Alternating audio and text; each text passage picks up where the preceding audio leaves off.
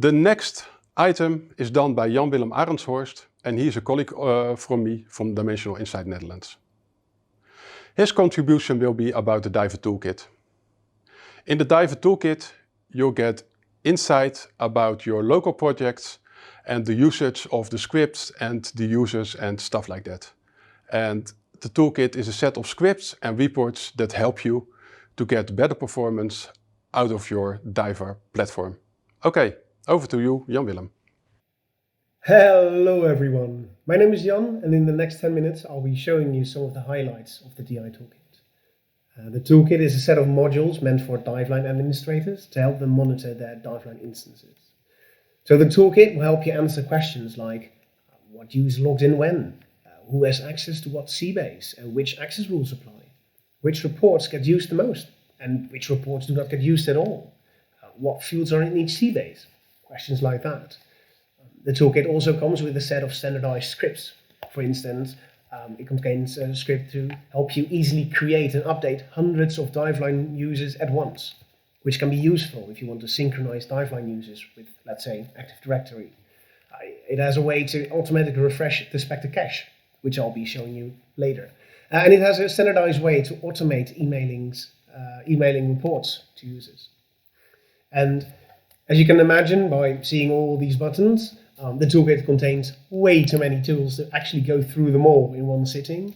That's why today I'll highlight some of the newer or well-hidden features that you might like. I'll start off with the metadata module. Just like most other modules, the metadata module starts with a list of projects to analyze. You can toggle a project on and off simply by clicking on it. The metadata module goes through every cbase in the entire project and finds out which fields are in what cbase. So it will tell you the data type and the dim count per cbase, which helps you flag whether fields are typed the same across different cbases. So, for instance, this cbase conflict tab, it lists all available fields and checks whether there are any inconsistencies in type or format.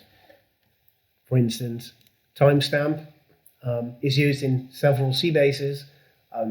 Its data type is a string everywhere. It's a distinction between the dimension and info field, and it has different timestamp or different dim counts across these cbases. What this module does as well is it parses every marker, dive plan, and cplan, and it checks if there are any calculations with different formulas. For instance, I've got this overconsumption field, and in the first marker, in this marker, it has this if statement, whereas in this second marker, it is just this total greater than average calculation. And having different formulas for the same calculation is obviously a risk and something you want to look into. Last, what this module does is it parses each portal, and per page it tells you the portlets that are on it and if they link to a specific Diveline file. So, for instance, you can check if and where certain markers or dives are used. It also has a list per page of the incoming and outgoing page links. That way you can get an idea of how your portal pages are interlinked. Next up is the usage logs module. This module checks when users log in, what they opened in ProDiver, and where they clicked in Diveport. So this dashboard has a section based around user activity. It has one about page usage, something about page performance, and something about daily usage. I quickly want to zoom into the last two sections, namely the inactive users and the inactive reports. So this inactive users list, it tells you per Diveline what username and when they logged in last. And most notably, it will also tell you if a user hasn't logged in at all. The inactive reports tab, it tells you per Diveport page and per marker when it was last used, and it also counts how many views the page will report at and how many different users have used the report. Apparently, this is my local machine, so me being an admin means just about nobody has logged in. But hopefully on your own server, these lists will be very short. When you click on a page, you get the option to go to the page details, which will bring you to the page view report, and it will tell you much more details about who used it when, or most probably who doesn't use it, performance things like that. And this bottom option, it will open this exact page in a different tab in your browser. Last but not least is the Spectre cache module. As you might know, Spectre is the new calculation engine used by Diver. One of its amazing features is that it caches query results. This means that the second time you open the same report, that the report will almost load instantly. Spectre has functionality to clean up and refresh the cache automatically, and we can use this mechanism to automatically refresh the cache after building our new cbases. And this will give our users an optimal experience. For this, we need to go into Workbench. There you go. For the DI Toolkit, we developed 2 extensions to make this all more accessible. We've got a cleanup and a refresh node. So I opened up this production script, and as you noticed, is that here in the bottom right corner, there's a list of extensions that we created for the purpose of the DI Toolkit. And the first one that I'll show you is the Spectre Cache Refresh option. So by default, the software comes with a Spectre Cache Refresh option. But what you can see is that it only has one parameter, namely max idle time. And basically typing something in here, this will refresh any cache entry that has been used in the past 24 hours. And you can work with this. However, as you might have noticed, is that there are so many more cache entries that you don't always want to bother refreshing every single report. There are a lot more options available, but I've created a separate extension to make that more accessible.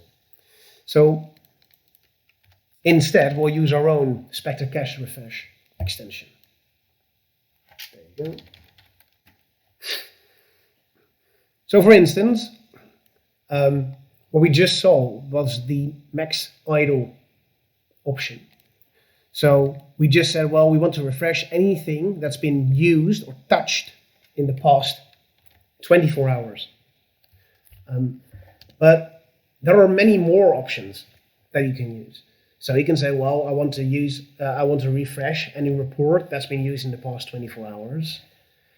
But I want to exclude anything where the result set is bigger than 10 megabytes. So I only want to refresh things where the result set was less than 10 megabytes.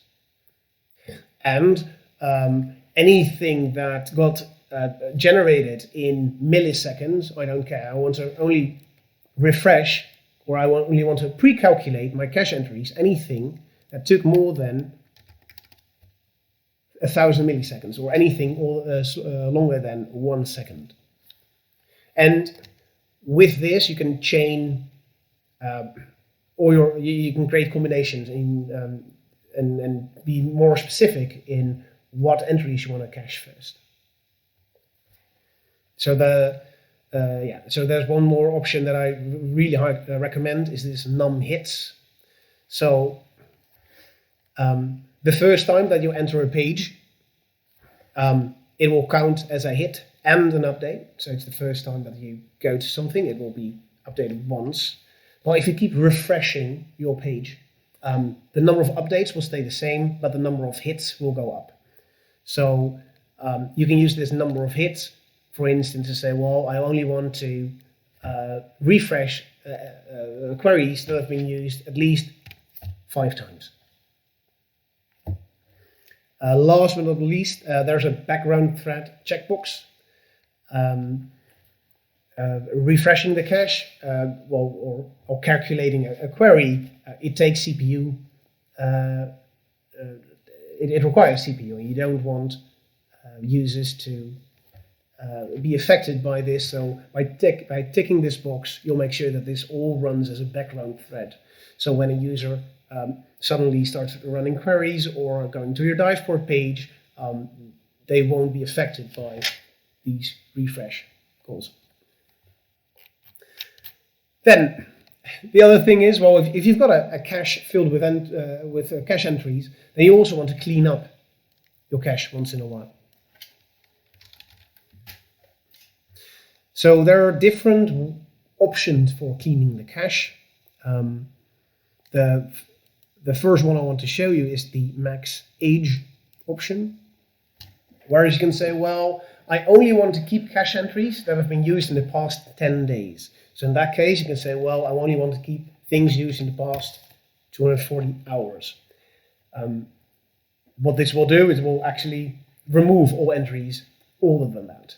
That way you can narrow down the cache entries that you want to keep and the cache entries that you want to refresh. And the last option that is really powerful is this sweep option. It doesn't have a parameter, and what this sweep option does is basically it looks at all the cache entries and it checks which ones are fresh. So you're a fresh entry if since a query was run first, if the underlying data, so a cbase or cplan or dive request, hasn't changed. So, and what this sweep does is it checks for freshness, and anything that's not fresh gets removed.